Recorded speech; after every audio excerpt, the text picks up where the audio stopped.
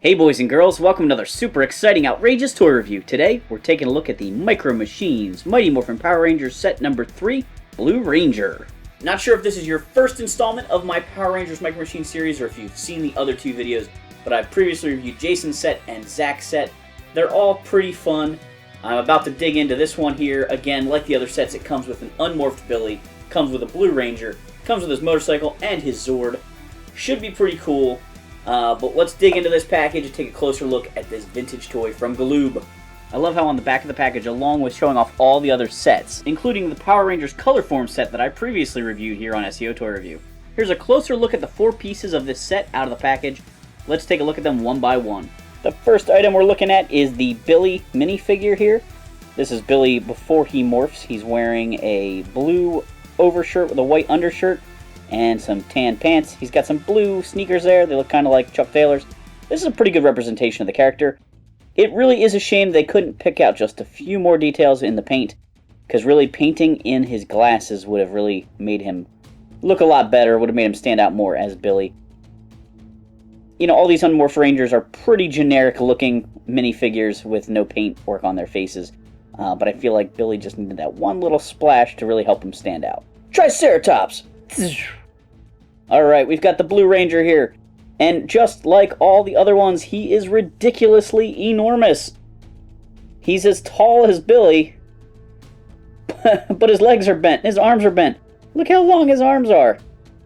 Oh my goodness, it's sheer craziness. He's enormous. He's in this great, like, I don't know, it's not really a kung fu pose. He looks like he's just trying to stop somebody from going through a doorway. You shall not pass. He's got terrible paintwork on his power coin. It looks like there's paint down here below his morpher buckle. It's not great. He is very tiny, though. They did pick out some details. He's got the little silver horns on his Triceratops helmet there. So, it's not terrible. But I feel like the Jason figure was the best of the 3 Ranger figures I've taken a look at so far. And this pose is just really goofy. I don't know. I would have liked something a little more combat ready looking than this wacky pose. Next up, we've got the Tricera Cycle, or whatever it was called. This is a Triceratops styled motorcycle. It has a sidecar on it. I do think it's very interesting that the sidecar that comes with the Black Ranger's motorcycle for the Yellow Ranger to ride on had some yellow on it, but the blue motorcycle that goes with the Triceratops bike that is for the Pink Ranger to ride in really has no pink on it at all. These bikes didn't really appear in the show, the American version of the show, but they were featured heavily in the Japanese counterpart. They did release lots of different toys, including these, that showed off the bikes. As I was saying, they shoved these battle bikes down our throats in the 90s. Here's a boxed version of a larger scale Triceratops battle bike. You can see in the artwork the sidecar is on the opposite side, which I think is kind of interesting. But in the actual toy photography, the sidecar is on the correct side.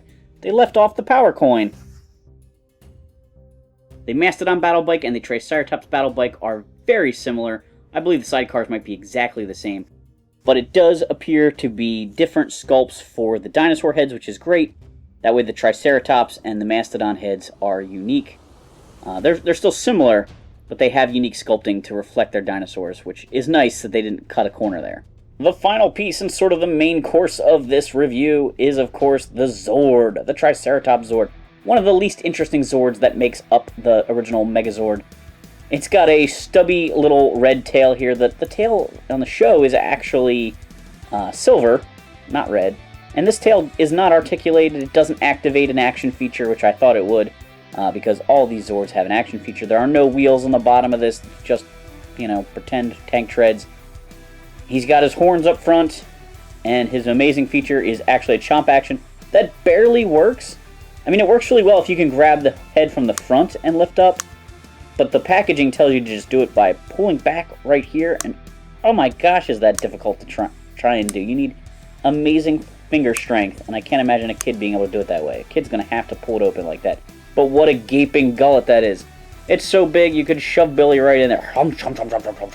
Thanks for watching this super exciting, outrageous toy review. Make sure to like, subscribe, and check out our other Power Rangers Micro Machine set reviews.